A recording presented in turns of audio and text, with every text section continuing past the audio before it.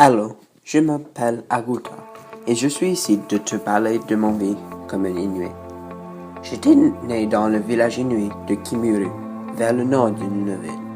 Comme un enfant, je vivais dans une longue maison faite du bois, qui a été partagée avec quelques familles différentes.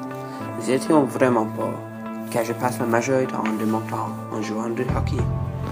Mes parents m'ont dit que les autochtones ont créé le jeu, mais je ne les crois pas. Mon tribe est vraiment isolé, donc j'ai jamais vu une autre tribe. Comme un garçon, je passe la majorité de mon temps à faire la chasse. Et comme je vis dans du neige pendant presque toute l'année, mon tribe a développé quelques méthodes de chasser. Mon favori est quand je peux utiliser le harpon. On fait un trou dans la glace, puis quand on voit une phoque, je lance l'harpon et on l'attrape. Aussi, par chance,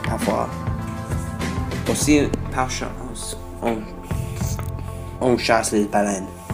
Mais on doit faire ça dans des groupes à cause de leur puissance. Quand nous allons tuer les animaux, on les donne aux fêtes de notre tribe. Puis, ils préparent les aliments avec la viande et fait des aimants avec le porc. Bonjour, je m'appelle Zwihi et je suis né... Je suis né dans le territoire nord d'Australie dans une famille d'aborigènes. Je veux parler de mon communauté.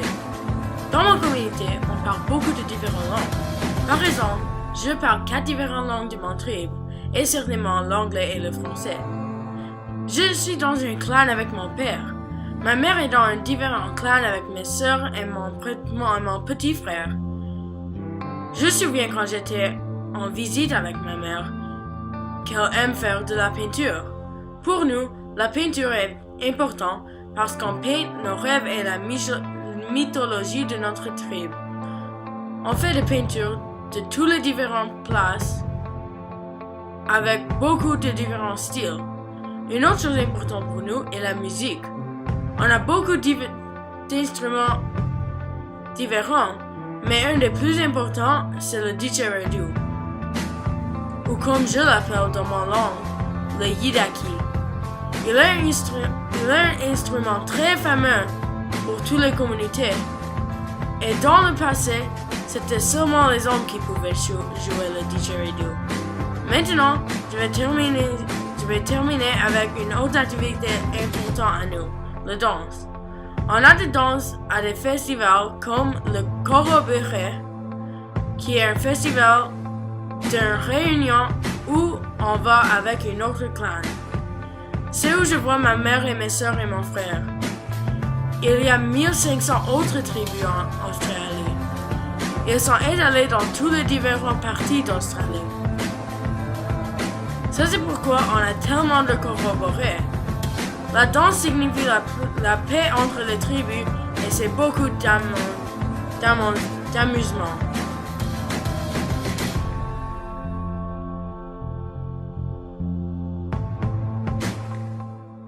Je suis née un peu près de Squamish, BC. J'avais 2 sœurs et un frère, mais quand j'étais jeune, on devait donner une maison à une autre famille quand on ne pouvait pas prendre soin de lui. Pour la nourriture, nous n'avons pas de magasin où nous pouvons simplement acheter ce que nous avons besoin. On devait le chasser. D'où je viens, il n'y avait pas beaucoup d'options pour nous de manger. Ma diète était constituée de poissons, du cerf et beaucoup de plantes noires. Nous mangeons notre nourriture soit cuite sur des rochers. Pour le mariage, les Amérindiens sont mariés très tôt. Les femmes environ 13 à 15 et les hommes à 15 à 20. Pour les vêtements, on utilisait la fourrure des animaux. On avait aussi des grands statues qui sont nommés des pots de totem. Ils représentent des animaux différents, parfois réels et parfois fantastiques. Ils sont très belles. On avait un gouvernement aussi. Vous étiez tous dans des groupes qui sont appelés des clans. Dans chaque clan, il y avait une tribe, et dans chaque tribe, il y avait un chef. Pour la plupart du temps, c'était des hommes. Nous faisons des guerres avec des autres tribus aussi, la plupart du temps pour confirmer peut-être un pensée. Pour le pensée, on n'avait qu'un seul, mais plusieurs différents pensées. Nous pensons pour la plupart des esprits aussi. Merci pour m'entendre et ceci ma vie dessinée. Je suis Tana. Dans ma langue, mon nom vient d'une rivière. Je viens de Nouvelle-Zélande. C'est un pays vraiment bel. Quand j'étais jeune, ma mère était malade. Lorsque vous êtes autochtone, une maladie est une punition pour ne pas suivre le tabou tribal. Certaines personnes ont dit que cela vient de la sorcellerie. J'ai toujours eu peur de tomber malade. Il devait apporter ma mère au sommet d'une montagne où elle a été isolée dans une petite structure. J'aime trop les gens. Ça fait 5 ans que ma mère est morte, donc j'ai vécu avec mon père. Notre maison est assez petite. La maison rend beaucoup, alors nous avons la reconstruit un bon 5 fois. L'hiver est beaucoup de fois le cas pour laquelle la maison est détruite. Une des raisons était parce que le feu de l'hiver était allumé, et comme il n'y a pas de cheminée, la maison est surchauffée. Sauf ça, je ne peux pas vraiment plaindre. Ils n'ont pas de fenêtres, donc je me suis habituée à l'obscurité, et le sol est un peu boueux, mais ils seront si doux. En tant que fille, je soutiens les droits des femmes, mais comme les femmes ne sont pas même autorisées à voter ici, je veux être capable de faire la même chose que les hommes. Je ne sais pas d'autres endroits, mais les hommes ont encore battu leurs enfants et leurs femmes. Je pense que c'est à cause de toute la bière. Parler de la bière, le dîner est fondamentalement la seule fois que nous sommes tous égaux.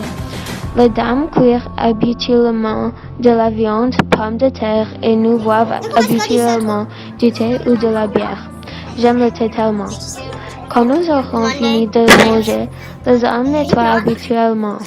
C'est comme une quantité égale de travail. Je me suis vraiment stressée avec le sexisme quand j'avais 14 ans. J'ai décidé d'essayer de l'arrêter avec une simple protestation. Maori ne prend pas à légère. Alors maintenant je dois vivre comme une femme Maori et je déteste. Mais il y a comme seulement 4 années de plus et je vais être Having a heart for coffee.